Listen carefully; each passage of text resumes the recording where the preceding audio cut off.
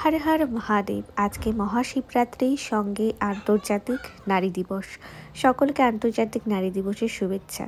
सकाल सकाल स्नान करे एकेबारे शाड़ी टाड़ी परे रेडी हुए एकटूखानी बाजार करते गेছিলাম।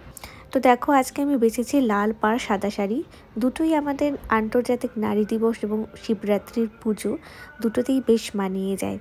सुंदर हालका करे रेडी हয়েছে আজকে দিনের বেলা যেহেতু মেকআপ করছি। খুব বেশি হেভি মেকআপ আজকে আমি করিনি।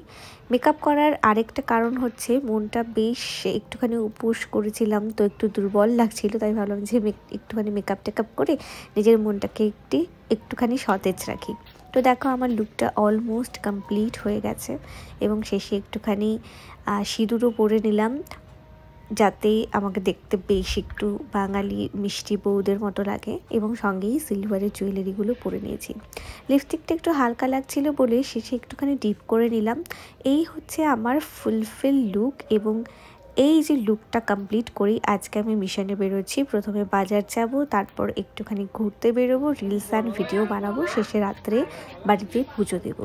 সারাদিন উপোস করে বাড়িতে বসে থাকলে আরও বেশি খিদে পায়, তাই সেই জন্য বরের সাথে বাজারে বেরিয়ে গেলাম আজকে একটু বাজার করতে। প্রথমেই ঢুকে গেছি এনএন পার্কে এবং সেখানে বিভিন্ন রকমের আমার রিলসের জন্য ভিডিওগুলো বানাচ্ছিলাম। এত সুন্দর সুন্দর ফুল দেখে রিলস বানানোর ওভার সামলাতে পারিনি, তো সেই জন্যই একটুখানি বললাম যে আমাকে একটু ভিডিও করে দে, আমি একটুখানি রেডি হয়ে সুন্দর করে একটু ভিডিও করে নিয়ে যাই যাতে রিলসগুলো পোস্ট করতে পারি। এবং শিব ভোলে বাবার জন্য একটা নাচও রেডি করেছিলাম, তো সেটাও আমি পোস্ট করেছি, আশা করি সবাই দেখেছো। তো সেই ভিডিওর কিছু কিছু জায়গা এনএন পার্কে নেওয়া আছে এবং বাকিটুকু কিন্তু রানীবাগানে করেছি। যাই হোক, এনএন পার্কের সমস্ত শ্যুট কমপ্লিট করে আমরা চলে গেছিলাম বাজারে।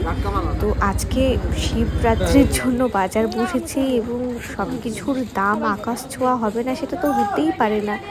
যখনই বাজারে ঢুকলাম দেখলাম বেশ পরিমাণে ভিড়, সবাই কেনাকাটাতে ব্যস্ত, বেশ ভালো রকম কেনাকাটা চলছে।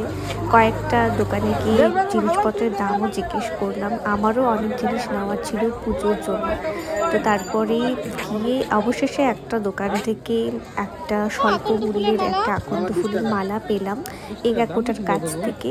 তো সেখান থেকে আমরা মালাটা নিয়ে নিলাম শিব পুজো করার জন্য। তো দেখো সুন্দর সুন্দর মালা উঠেছে এবং এরপরে ফলমূল, বেলপাতা, বিভিন্ন রকম জিনিস কেনাকাটা করে শেষে পৌঁছে গিয়েছি রানীবাগানে। রানীবাগানে গিয়েও ভিডিও কিছুটা শ্যুটের কিছু কিছু জায়গা রেখেছি, কিছু কিছু শ্যুটের জায়গা আনকমপ্লিট ছিল, তো সেগুলোকে কমপ্লিট করেছি গিয়ে। এবং সম্পূর্ণরূপে কমপ্লিট করার পর আমরা একটা বাঁশের দোকানে গিয়েছি, অবশ্যই একটা বাঁশ কেনার জন্য।